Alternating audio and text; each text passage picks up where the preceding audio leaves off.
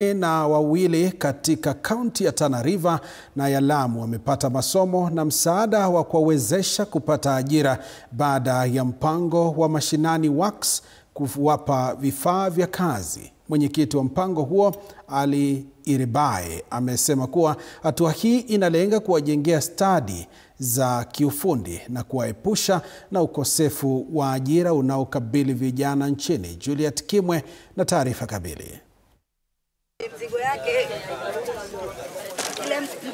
Ni afueni kwa vijana 92 katika kaunti ya Tana River na ile ya Lamu baada ya kupokea msaada wa vifaa vya kazi ya kiufundi vinavyotarajiwa kuwapa ajira itakayowainua kimaisha.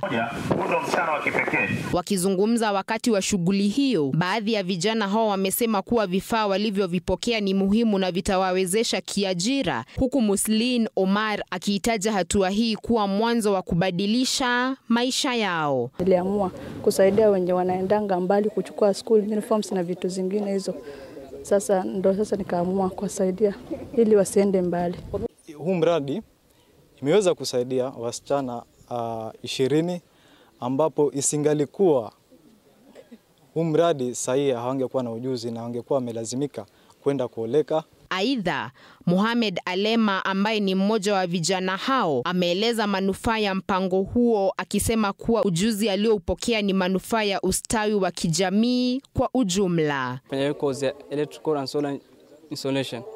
Sasa hivi ndani nyumbani pia nimeanza kuweka vitu vyangu, nimeinstall solar na majirani wote nimewekea. So ni kazi nzuri inanisaidia tu.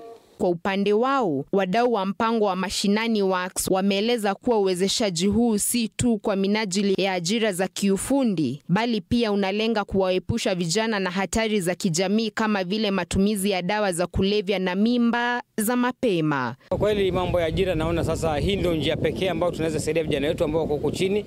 Hawa vijana tumefanyia haya hizi mafunzo ni vijana waliosoma, mwingine amaliza form 4, wengine standard 8.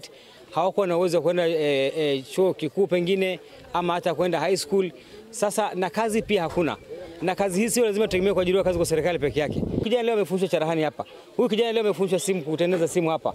Kijana amefunzwa kutengeneza pikipiki hapa. Ako na toolbox. Ana uwezo kwenda kukaa mahali na kufungua garage yake. Ninawaambia wasiuze tools kwa sababu ukiuza tools umeuza maisha yako. Tumetumia muda mwingi sana kufanya training na ukizingatia tuna familia zilikuwa zinatutegemea na kipindi hicho zimepitia wakati mgumu sana. Huku wakianza safari ya kujiajiri, vijana hawa wanaegemea matumaini kwamba uwezeshaji huu utapunguza ukosefu wa ajira ambao umewakabili kwa muda mrefu na kuwapa nafasi ya udhabiti wa kujijenga kimaisha kwa njia endelevu. Nikiripotia TV47, mimi ni Juliet Kimwe.